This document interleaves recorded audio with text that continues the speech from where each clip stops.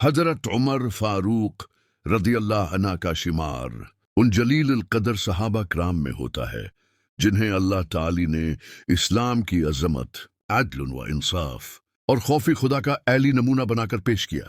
आपका दौर खिलाफत इस्लामी तारीख का सबसे रोशन दौर माना जाता है। आपका जिस्म बारीक था, चेहरा संजीदा, आवाज गर्जदार और दिल अल्लाह के खौफ से कानपने वाला। आप दिन में खलीफा थे और रात को अल्लाह के दरबार में रोता हुआ बंदा। एक रात हजरत उम्र रदी अल्लाह अन्हा आम खलीफा की तरह नहीं बल्कि एक आम इंसान की तरह चादर ओढ़े मदीना की गलियों में निकले ताकि खुद देख सकें कि उनकी रैयत कैसी जिंदगी गुजार रही है। एक जगह से बच्चों के रोने की आवाज आई।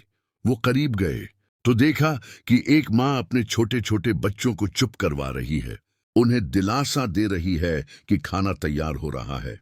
हजरत उम्र ने पूछा, हे अल्लाह की बंदी, ये बच्चे क्यों रो रहे हैं?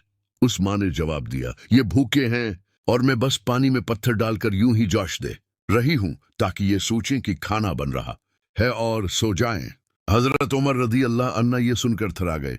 उनके चेहरे पर पसीना आ गया, आंखों से आंसू निकल पड़े। उन्होंने कहा, ऐ औरत, क्या तुम्हें नहीं मालूम कि तुम्हारा खलीफा उम्र है? उस माँ ने अफसोस के साथ जवाब दिया, हमारे खलीफा को हमारी फिक्र ही कब है? अगर होता तो आज मेरे बच्चे भूखे न सोते। हजरत उमर रदी अल्लाह अन्हा खामोशी से वापस बैतुल माल पहुंचे, अपनी पीठ पर इनाज की बोरी उठाई और साथ कुछ चकनाई, शहद और कपड़े भी रखे। खादिम ने अर्ज किया, अमीर अल मोमिनीन, ये बोझ मुझे दे दीजिए, मैं ले जाता हूं। हजरत उम्र रजी अल्लाह अन्हा ने फरमाया, क्या क़यामत के दिन मेरा बोझ भी तुम उठाओगे? वो माँ हैरान हो गई जब एक अजनबी शख्स जिसे वो पहचानती न थी खुद खाना लाकर दे रहा था, चौल्हा जला रहा था और बच्चों के लिए रोटियां पका रहा था। और जब खाने के बाद वो शख्स यानी हजरत उम्र रजी अल्लाह अन्हा जमीन पर बैठकर बच्चों के चेहरे पर मुस्कुराहट देख रहे थे, तब माँ ने पहचान लिया कि ये कोई आम आदमी नहीं बल्कि खुद खलीफा वक्त हजरत उम्र फारूक हैं। वो औरत घबरा गई, माजरत करने लगी, मगर हजरत उम्र रजी अल्लाह अन्हा ने फरमाया, आज अगर मैंने अपनी रयत का पेट न भरा तो क़यामत के दिन अल्लाह मुझसे जरूर पूछेगा। ऐसी ही एक और रात थी जब हजरत उमर ने एक कब्र पर बैठे रोते हुए जवान को देखा। पूछा, क्यों रोते हो? उसने कहा, मैं गुनाहगार हूं, मुझे डर है कि मरने के बाद अल्लाह के सामने शर्मिंदा होऊंगा। हजरत उमर ने फरमाया, अल्लाह बड़ा गफूर है, तुम मुझसे माफी मांगो और तौबा करो।